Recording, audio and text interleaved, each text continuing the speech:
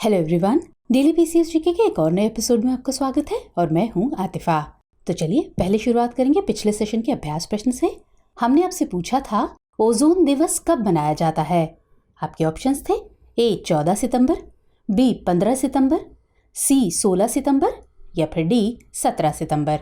तो सही जवाब था 16 सितंबर, जो कि ऑप्शन सी में दिया गया है।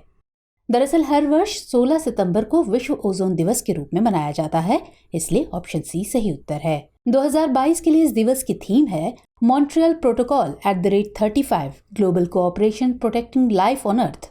ये थीम मॉन्ट्रियल प्रोटोकॉल के जलवायु परिवर्तन पर व्यापक प्रभाव को चिन्हित करती है। इसका उद्देश्य है सभी देशों को ओजोन परत के संरक्षण हेतु पर्यावरण संरक्षण पर ध्यान केंद्रित करने के लिए प्रोत्साहित करना। इसकी ऐतिहासिक पृष्ठभूमि पर नजर डालें तो वर्ष 1987 में ओजोन परत से संबंधित मसौदे मॉन्ट्रियल प्रोटोकॉल पर हस्ताक्षर किए गए थे। वर्ष 1994 में संयुक्त राष्ट्र महासभा ने 16 सितंबर को ओजोन परत के संरक्षण के लिए अंतर्राष्ट्रीय दिवस घोषित किया। ये दिवस पहली बार 16 सितंबर 1995 को मनाया गया था। गौरतलब है कि ओजोन परत को सबसे ज्यादा नुकसान क्लोरोफ्लोरोकार्बन यानी CFC से पहुंचता है। चलिए अब आज के सेशन की शुरुआत करते हैं और पहला क्वेश्चन देखते हैं। तो प्रश्न है, पथेर दावी किसकी रचना है? ए रविंद्रनाथ टैगोर, बी बंकिम चंद्र चट्टोपाध्याय, सी शरत चंद्र चट्टोपाध्याय या फिर डी इनमें से कोई नहीं। तो सही जवाब है ऑप्शन सी शरत चंद्र चट्टोपाध्याय। 15 सितंबर को बांग्ला भाषा के प्रसिद्ध उपन्यासकार शरत चंद्र चट्टोपाध्याय की जयंती मनाई जाती है। शरत चंद्र चट्टोपाध्याय का जन्म 15 सितंबर 1876 को कोलकाता के हुगली जिले में हुआ था। इन्होंने बंगाल के क्रांतिकारी आंदोलन को लेकर पथेर दावी उपन्यास लिखा, इसलिए ऑप्शन सी सही उत्तर है। इनकी अन्य रचनाओं में पंडित मोशाय, बैकुंठेर बिल, मेज दीदी, दर्पचूर्ण, श्रीकांत, आरक्षणिया, निष्कृति, मामलार फल, ग्रहदाह, शेष प्रश्न, दत्ता, देवदास, बामन की लड़की, विप्रदास, देना पावना आदि प्रमुख हैं। इनकी लेखनी पर रविंद्रनाथ ठाकुर और बंकिम चंद्र चट्टोपाध्याय का गहरा प्रभाव था। चलिए नेक्स्ट क्वेश्चन देखते हैं। स्वराज पार्टी की स्थापना कब हुई थी? 1922 में, 1923 में, 1924 में या फिर 1925 में? तो सही जवाब है वर्ष 1923 में, जो कि विकल्प बी में दिया गया है। स्वराज पार्टी की स्थापना वर्ष 1923 में मोतीलाल नेहरू और CR दास ने की थी। तो इस तरह हमारा ऑप्शन बी सही उत्तर है। स्वराज शब्द का अर्थ है स्वशासन। ब्रिटिश नियंत्रण से स्वतंत्रता के अभियान को संदर्भित करने के लिए इसका गठन किया गया था। इस पार्टी का मुख्य उद्देश्य नई केंद्रीय विधानसभा के लिए 1923 के चुनावों में भाग लेना था। गौरतलब है कि वर्ष 1923 में केंद्रीय विधानसभा के लिए 40 से अधिक स्वराजवादियों को चुना गया था। चलिए अगला प्रश्न देखते हैं। गांधी इरविन समझौता निम्नलिखित में से किस आंदोलन से संबंधित था? ए चंपारण आंदोलन, बी सविनय अवज्ञा आंदोलन, सी असहयोग आंदोलन या फिर डी भारत छोड़ो आंदोलन? तो सही उत्तर है ऑप्शन बी सविनय अवज्ञा आंदोलन। गांधी इरविन समझौता सविनय अवज्ञा आंदोलन से जुड़ा हुआ है, इसलिए ऑप्शन बी सही उत्तर है। इस समझौते पर 5 मार्च 1931 को महात्मा गांधी और लॉर्ड इरविन ने हस्ताक्षर किए थे।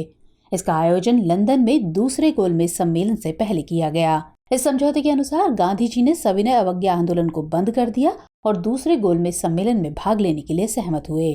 गांधी इरविन समझौते की प्रस्तावित शर्तों में शामिल था द्वितीय गोलमेज सम्मेलन में भारतीय राष्ट्रीय कांग्रेस की भागीदारी, नमक पर कर को हटाना और भारतीय राष्ट्रीय कांग्रेस की गतिविधियों पर प्रतिबंध लगाने वाले सभी अध्यादेशों को वापस लेना। गौरतलब है कि चंपारण आंदोलन की शुरुआत वर्ष 1917 में हुई थी। वहीं असहयोग आंदोलन 1920 में शुरू गांधी जी के नेतृत्व में पहला जन राजनीतिक आंदोलन था और भारत छोड़ो आंदोलन 8 अगस्त 1942 को पारित किया गया था। चलिए नेक्स्ट क्वेश्चन। हाल ही में इनसाइट 2022 कॉन्फ्रेंस का आयोजन कहाँ किया गया? ऑप्शन है ए कोलकाता, बी मुंबई, सी चेन्नई या फिर डी नई दिल्ली? तो सही जवाब है ऑप्शन डी नई दिल्ली। हाल ही में केंद्रीय मंत्री नितिन गडकरी ने इनसाइट 2022 कॉन्फ्रेंस को संबोधित करते हुए निजी वाहनों के इस्तेमाल में कमी लाने के प्रयास किए जाने पर बल दिया। इनसाइट 2022 का आयोजन नई दिल्ली में 15 से 16 सितंबर तक किया गया, इसलिए विकल्प डी सही है। इसका आयोजन शक्ति फाउंडेशन द्वारा समर्थित वर्ल्ड रिसोर्स इंस्टीट्यूट इंडिया के साथ साझेदारी में किया जा रहा है। यह आयोजन सार्वजनिक निजी भागीदारी मोड में बिजली पर आधारित व्यावसायिक प्रबंधन वाली सार्वजनिक परिवहन प्रणाली पर जोर देता है। चलिए रुक करते हैं अगले प्रश्न की ओर। हाल ही में वित्तीय स्थिरता और विकास परिषद की 26वीं बैठक का आयोजन कहाँ किया गया? ए मुंबई में, बी नई दिल्ली में, सी नोएडा में या फिर डी इनमें से कोई नहीं।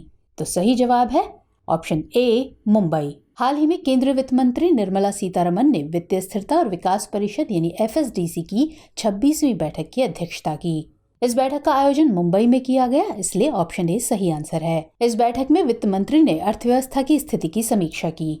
अब बात करते हैं FSDC की, तो इसका पूरा नाम financial stability and development council यानी वित्तीय स्थिरता और विकास परिषद है। इसकी स्थापना दिसंबर 2010 में हुई थी और इसका उद्देश्य वित्तीय स्थिरता बनाए रखना है। इसके अध्यक्ष वित्त मंत्री होते हैं और इसका कार्य वित्तीय साक्षरता और वित्तीय समावेशन पर ध्यान देना है। चलिए बढ़ते हैं अगले प्रश्न की ओर। रॉबिन उथप्पा किस खेल से संबंधित हैं? ए क्रिकेट से, बी हॉकी से, सी टेनिस से या फिर डी फुटबॉल से।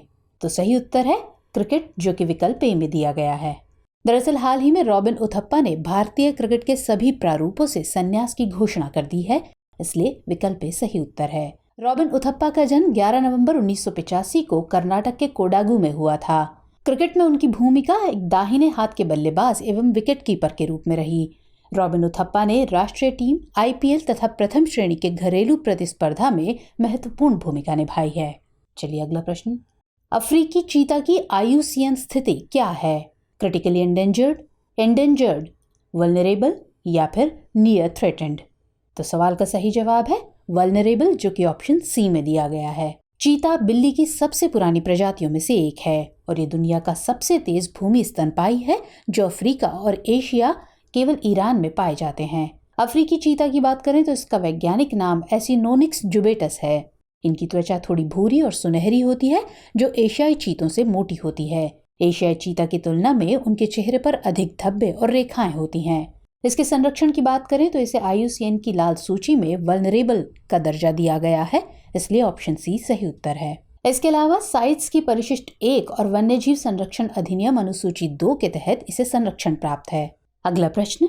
खाद्य और कृषि संगठन यानी FAO का मुख्यालय कहाँ स्थित है? ए रोम में, पेरिस में, न्यूयॉर्क में या फिर नई दिल्ली में। तो सही जवाब है ऑप्शन ए रोम। खाद्य और कृषि संगठन यानी FAO संयुक्त राष्ट्र की एक विशेष एजेंसी है। ये भूख से निपटने के लिए अंतर्राष्ट्रीय प्रयासों का नेतृत्व करती है।